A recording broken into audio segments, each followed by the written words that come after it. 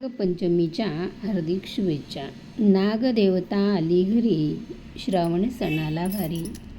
श्रावणात नागदेवतेची पूजा करूया, निसर्ग वाचवूया, सगळ्यांना सुख लाभो. जय नागदेवता. नागदेवताला अशी प्रार्थना करूया. नागदेवता आली दारी, श्रावण सणाला भारी.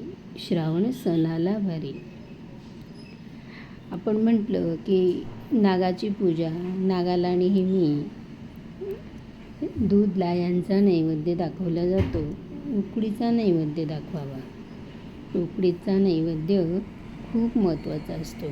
त्या दिवशी आपल्याला तळायचं नसतं, पोळी लाटायची नसते, म्हणूनच उकडीचा नैवेद्य दाखवायचा असतो.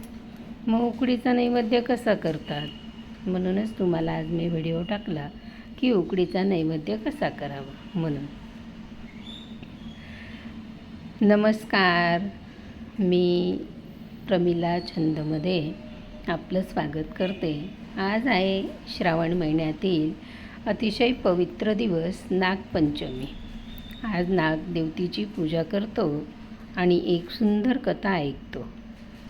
खूप वर्षापूर्वी एका गावात एक शेतकरी राहत होता. त्याला 3 मुलं होती. एक दिवस शेत नांगरणी करताना त्याच्या नांगराला 3 नागाची पिलं लागली आणि ती मेली. रात्री नागदेवता स्वप्नात आली आणि म्हणाली, तू माझ्या पिलांना मारलंस, मी तुलासुद्धा चावेन आणि तुला मारेन. दुसऱ्या दिवशी खरंच 3 मुलं वारली. शेतकरी खूप दुःखी झाला. गावातल्या एका म्हाताऱ्या बाईने त्याला सांगितलं, श्रावण महिन्यातील पंचमीला नागदेवतेची मनापासून पूजा कर, दूध लाह्या अर्पण कर. शेतकऱ्यानं तसं केलं. मनापासून प्रार्थना केली. नागदेवता प्रसन्न झाली आणि 3 मुलांना परत जिवंत केलं. तेव्हापासून नागदेवतेला आपण नागाची पूजा करतो. शेवट नागपंचमीचा कसा गोड होतो. नागपंचमीला नागाला दूध लाह्या फुलं अर्पण करतात, झाडाला पाणी घालतात, कारण नागदेवता शेताचं रक्षण करते. ही पूजा केल्याने घरात सुख शांती येते आणि सर्पभय दूर होतं. तर आज आपण नागदेवतेची पूजा करणार. व्हिडिओ टाकला आहे. नागपंचमीच्या 2 कथा आहेत. नागपंचमीची कहाणी आहे, प्रमिला छंदवर दिलेली आहे. आता आपण नागदेवतेचा उकडीचा नैवेद्य कसा करायचा तो पण व्हिडिओ मी तुम्हाला दिलेला आहे, तोही बघा. नागदेवतेची पूजा कशी करावी.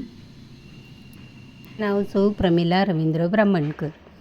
प्रमिला छंद, प्रमिला ब्राह्मणकर 2 चॅनल आहेत. सबस्क्राईब करा, लाईक करा, शेअर करा. कुठला व्हिडिओ आवडला ते बघा. कुठे कुठे गेले व्हिडिओ ते मला बघू दे. माझं चॅनल तुम्हाला कसं वाटलं ते कमेंट बॉक्समध्ये कळवा. आपल्या मित्रमैत्रिणींनाही सांगा. माझे नाव सौ प्रमिला रवींद्र ब्राह्मणकर.